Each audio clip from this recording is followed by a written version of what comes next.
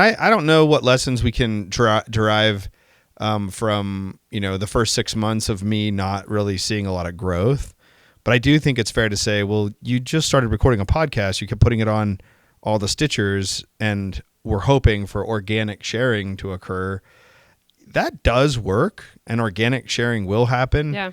But if you want to accelerate your podcast distribution, there's a lot of ways I think to do that. Some are bootstrappy kind of ways and some of them involve spending money.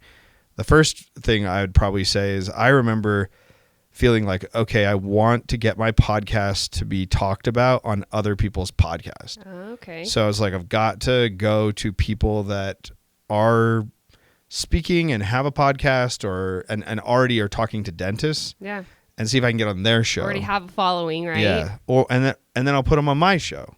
Or what if we go to events where there's lots of dental speakers and I ask them to come over to my booth for 15 minutes and I host a podcast recording booth and you do like live at the event. At the event. Okay. And then we can like dice up the podcasts from people at the event. So I'd go to events, I'd have 10 or 12 interviews that I'd knock out 10 or 15 minutes a piece and then be able to use those as a way to get the other person to mention me or share me on their marketing resources. Yeah. Sometimes they would have a podcast.